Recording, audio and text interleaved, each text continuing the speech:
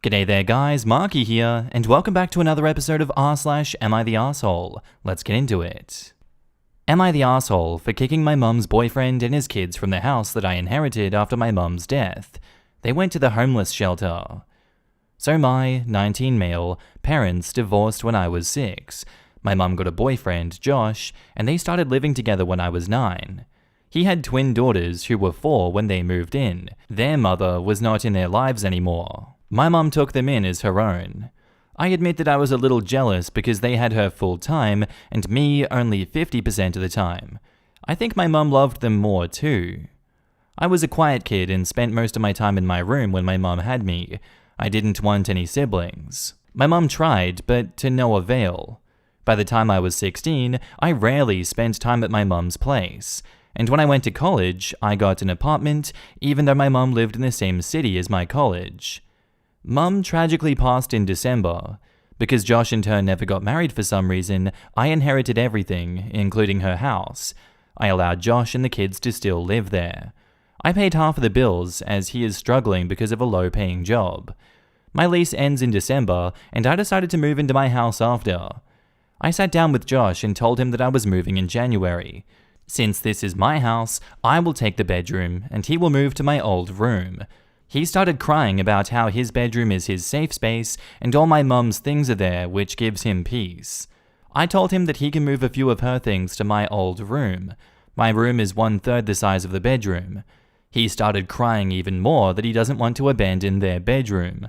I was pretty pissed at that moment, so I told him to just get out of the house then, as I don't have the energy to deal with this crap. I have since cooled down, but 3 days later he sent me a message to notify me where he left the keys and that they moved out. I found out that they went to the homeless shelter. I then got messages from my mum's side of the family about how I'm heartless and am cruel to kick them out, how the twins lost a mum and a home in less than a year. The twins texted me how they can't believe their own brother made them homeless and asked me what they did wrong. My dad and his family told me that I did nothing wrong. I do feel bad for them, but I still think I decide who gets what room in my house. Am I the asshole? Edit. I will call Josh today and ask him to meet. I'll try to sort things through and I hope we'll come to an agreement. Thank you everyone for your opinions and suggestions. In the comments, not the asshole. It's not a great situation for anyone, but he's been freeloading off of OP, guilting a 19-year-old into financially supporting him. Not only paying half their bills, but paying to live elsewhere so Josh could have the house. You are entitled to live in your own house, and you're especially entitled to the master bedroom. Josh tried to guilt trip OP and bailed when that failed. Him bailing to a shelter is all a part of the guilt trip too. He didn't need to leave right away. OP is not moving until January. That was all for show to get the family on his side and push on OP so he can get his way. This man is unhinged and not even attempting to be a father to his 2 daughters. Seriously this. I get grieving, I get falling into a deep depression, but when you're the parent, the only parent, and you're responsible for making sure your 2 daughters, who just lost their mother, are cared for physically and emotionally, you have to grieve differently, because it's not just about you. Not the asshole. You didn't kick them out, you asked Dad to move bedrooms. He's the one who went nuclear and blew up his daughters' lives more than they already were. Your mum and he are the asshole for not making sure the house went to him. Does he work? Is he disabled? Can he not provide for himself and his children? Not Dad, stepdad. Not the asshole. Not your fault they went to the homeless shelter, and your initial offer was very reasonable. Legally, the house is yours. Situationally though, you've put 2 14-year-old girls and their dad in a homeless shelter. You've lost your mum. They saw her as their mother, so they have lost their mum too. Josh lost his partner and is obviously also struggling with grief. I'm not saying you're not entitled to the home you've inherited. People are correct in saying they should have planned better. They quite possibly thought they were too young to worry about death. You've also been helping out financially when you didn't have to. They were likewise not entitled to that help continuing forever, especially if it causes you financial hardship. Josh sucks for what, exactly? Being in a low-paid job? Not wanting to leave the bedroom he shared with his late partner? No, I can't call him the asshole for those things, sorry. I can't even call him an asshole for accepting your help if you gave it willingly. What do you suck for? You don't suck for helping out financially. You don't suck for wanting to move back in. You do suck for wanting to oust him from the bedroom that he and your mum spent their nights together. You do suck for spitefully telling him to get out rather than giving him time to work out options. Your actions have adversely affected 2 girls that did not do anything to deserve it. They are now at increased risk of sexual assault, robbery, and will have the trauma following them forever. Let alone what being in a shelter does to your education and work opportunities in the future. So yes, you do suck for that. You forced them out due to a moment of hot-headedness, not out of any reasoned argument or need, but because you got spiteful and angry. You let your resentment towards your mum moving on get to you, and whatever it is your dad may have whispered in your head. Lashing out due to anger is what abusive people do, so you should watch out for that in case you have a tendency to react that way in other things. In this case, it may be a one-off due to grief. The danger is if it becomes a habit. You know your dad is only on your side because he had beef with your mum, right? The fact your mum's side is disgusted with you should have been a clue. So yes, you're the asshole. We found Josh's account. And now, onto the update. I want to say thank you for all the advice and support you've given me. I even appreciate the ones that didn't agree with me, as it gave me another point of view that I didn't think of. A lot has happened since my first post. We had our first mediation meeting about lawsuits, and we reached an agreement. I will have to pay 1/4 of the savings my mom left me, which is a lot less than I thought. I met with Josh a day after my post. It went unexpected. I apologized for my hot-headed response. I told him I didn't really mean it, and invited him back home. He told me no. He admitted that it was actually very hard for him to live there. He saw my mom everywhere he looked, and it was very hard for him. He took my kicking them out as an opportunity to leave the house without his daughters resenting him. He basically made me a bad man. He apologized for that. He didn't know his daughters called my grandparents and me, and when he found out, he confessed to his daughters and to my grandparents what he told me. I don't care either way about my grandparents, as we have no relationship. How he found out? My dad talked to him before. My dad wanted to help him, so he called him. He even got Josh 10 free sessions with his good friend, who is a grief therapist, and it's my dad that convinced him to talk to me. My dad is my hero, and in this case, the real master of puppets, lol. Josh will move in temporarily to my grandparents. I talked to my dad about the money. I decided to give Josh the rest of my mum's savings. He can buy a nice apartment and still have some left over. Josh was very happy and thanked me over and over again. I did it for the peace of mind. We probably won't have much of a relationship moving forward.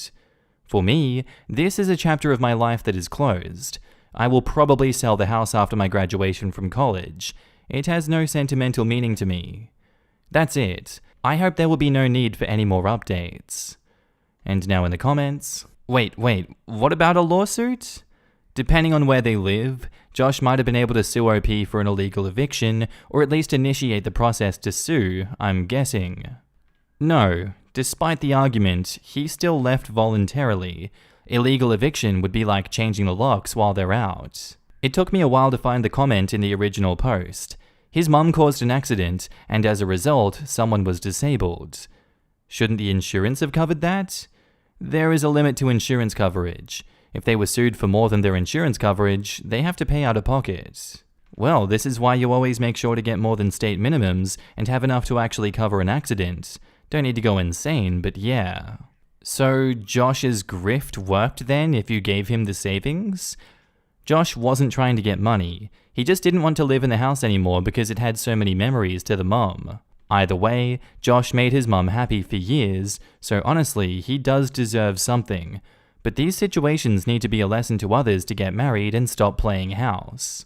This is a great reminder of the importance of having a will. If your property is anything more complicated than, I have only one person in my life and they are legally related to me. Or just get married. Even if you just step in and out of the courthouse without any celebration and guests. An elder couple, friends of us, have been together for like 50 years now. They never married. They just started dating, started their careers, started living together and so on, until 2010-ish. He got lung cancer, and it was a very close call. At a point, his girlfriend, it sounds like the wrong word, was by his side waiting for his death. At the same time, his bio-relatives were basically camping by the house waiting for him to die so they could kick the partner out and inherit everything. Well, surprise surprise, dude lived and still lives. After that stunt, he went no contact with all his family, but they still haven't gotten married, although a couple of years later, laws changed so that those partnerships are recognized. So that's fine-ish for now. Our next post is titled, "How do I tell my mom I slept with her boyfriend before they met?" I, 23 female, have been encouraging my mum, 40 female, to date for a while. She has been a single mum most of my life, and it seemed her only priority was her children. My mum deserves love just like any other person. She's put us first for so long that it was time to put herself first for once. Well, she met a guy after some encouragement from me, and I was happy for her. But recently she introduced me to her new boyfriend, 49 male, and I instantly recognized the guy because we slept together a few times last year. I kept my cool in front of everyone, but internally, I was freaking the F out. I know he knows as well, since he came up to me when we had a second alone and asked me not to tell my mum. I don't think I can do that. I want to tell her, but I don't want to hurt my mum. I really don't want her and him getting super serious, or worse, him becoming future stepdad or something. How do I tell her without breaking her heart or her hating me? In the comments, better to tell her now rather than the day before their wedding. She needs to know to decide to stay or leave. It's not right for anyone to keep this from her, especially not her daughter. Agreed. The new boyfriend is going into this relationship with OP's mother with a lie of omission. It's a serious one as well. It's not something minor or personal that can be omitted and ignored. It's actually one that may matter. I wouldn't date a woman's sister, cousin, friend, or anyone else close to them after we finished. I would definitely not go after the mother or even think of going in that direction ever. I can't even believe in his age group he dated someone half his age, and now he's trying to marry the mother. This is disturbing. She cannot hide this from her mother. It's going to come out eventually, and it's not going to be good later on.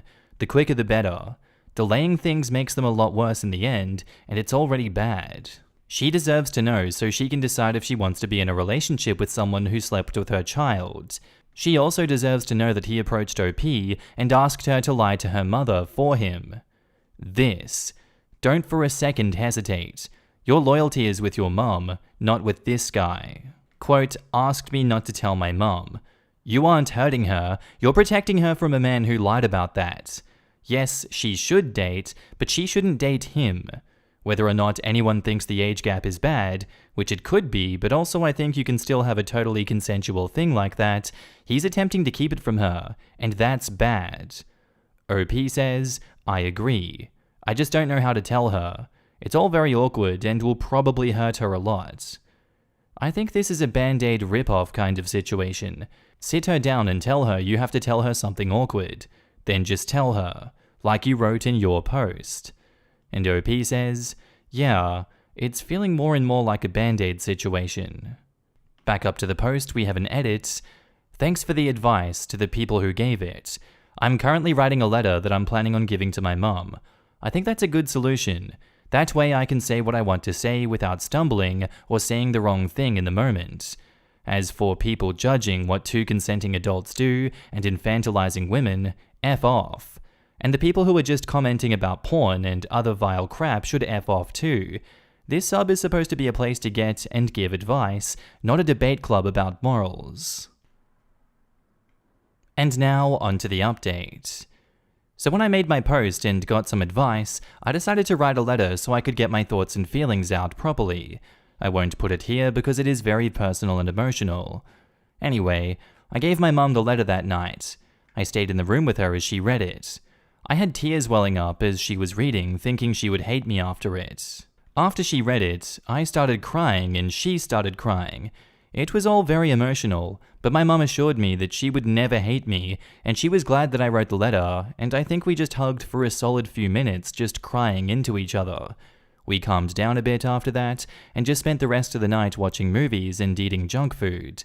The morning after that, my mum ended things with her boyfriend. There was a bit of drama there with him calling me a sla-la-la and my mum screaming at him for calling me that. But after that, we haven't heard from him since and have been drama-free. Me and my mum seem a lot closer now, and I feel like I can be more honest with her without fear of judgment and of losing her love. Thanks to the people who actually gave advice and didn't make disgusting comments. Your advice was very helpful and got me to pull my head out of my ass and tell her ASAP. In the comments, I'm so glad that it turned out this well, but please encourage your mum not to give up on finding love. Somewhere out there is a partner who deserves her. OP says, I will. She still deserves love from a partner. I hope she finds him soon and he's as wonderful as her. Sounds like you were banging a bunch of men out there if your mum happens to meet him and get romantic. Did the dude live in the same trailer park? Call Jerry Springer, lol. OP says, anything wrong with sleeping with a bunch of men? Or is it only gross when women sleep around? Not me, but my mum and her BFF were both widowed within months of each other. Her BFF was 10 years younger than my mum and had been about to divorce her husband when he had a heart attack. They were already separated, so she was soon back on the dating scene. She got serious with this younger man and brought him round to meet my mum. A moment of great hilarity ensued when they recognized each other. Her BFF's new boyfriend was my sister's ex. I'm always amazed by these posts, and there have been several variations of them. In cities of tens or hundreds of thousands of people, countries of millions of people, how? How does this happen? The odds are crazy. Life is funny. One night when I was in college in Chicago, I met a girl out at a bar. After some pretty substantial drinking, she invited me to go back with her to her place. After a 30-minute train ride, I was surprised to find that she lived in the exact same building as my ex-girlfriend, who I had broken up with a few months earlier. My surprise/drunken confusion only increased when she led me into my ex-girlfriend's actual apartment, which still contained all of my ex's furniture and belongings.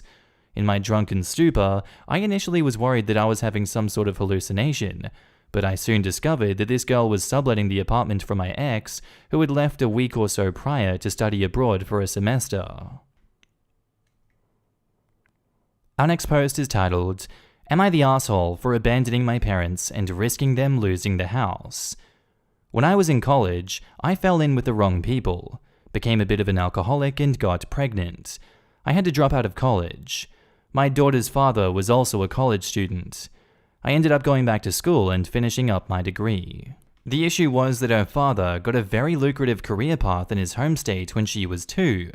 He didn't want to move if it meant that he could lose custody, and my parents were only willing to fund my education in this particular college. We decided that, all things considered, the best thing for our child was that she be with her dad and his very supportive family.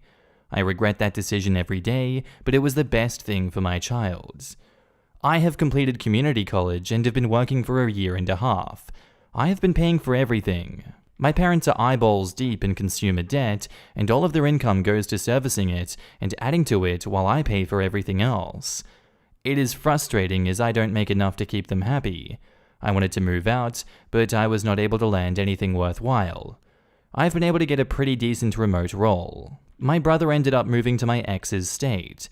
He asked me if I wanted to move in with them. I jumped on the opportunity. I lied to my parents that I was just visiting him and I flew out. I've been staying with him ever since. My parents are incredibly angry. They've accused me of abandoning them. They think they will lose the house. They want me to still help them and move back. I feel like an asshole because they have helped me.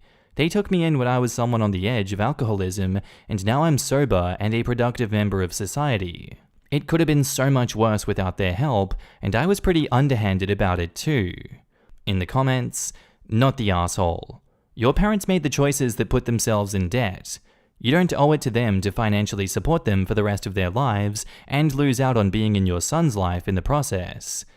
They are making bad decisions anyway. If they paid their mortgage, electric, and bought food, they will make it. Paying for unsecured consumer debt while letting the house get foreclosed is insane. Quote, I don't make enough to keep them happy. The kid's story is very sad, but this is the sentence that really struck me. That's not your job. Did your parents suffer some crazy financial reversal between the part where you stayed at this college because your parents would fund it and the other part where you support them? This is a sad story, but you are not the asshole. I hope you still have a connection with your kids. Not the asshole.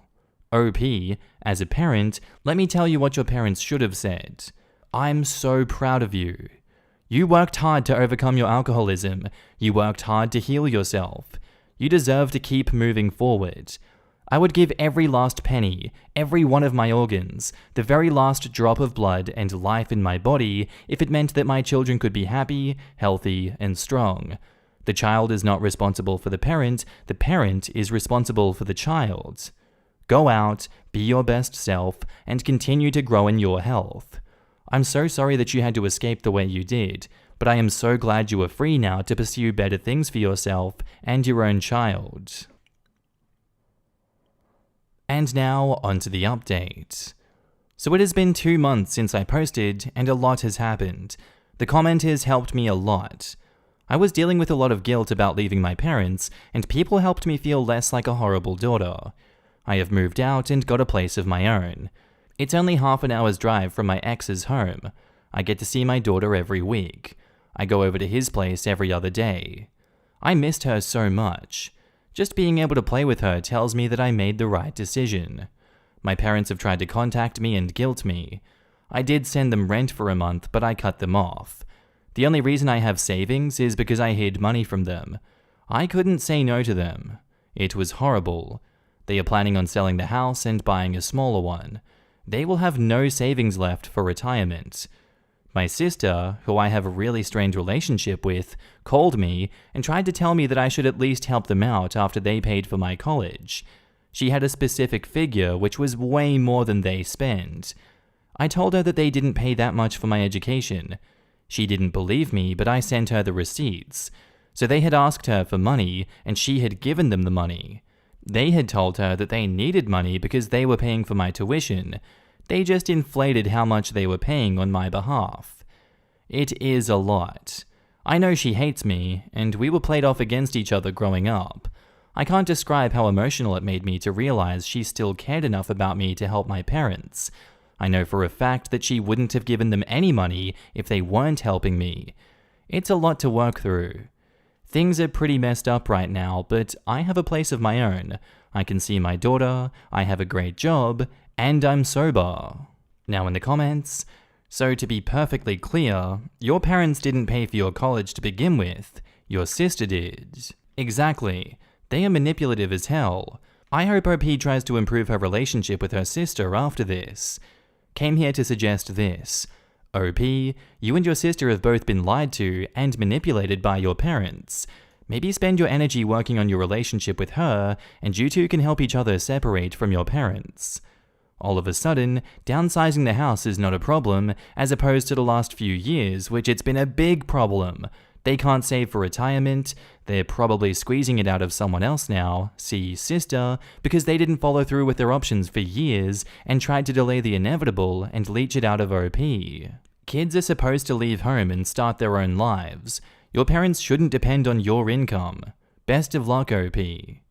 And also, OP, it's not your fault your parents lied to your sister and took money from her claiming to pay for your education.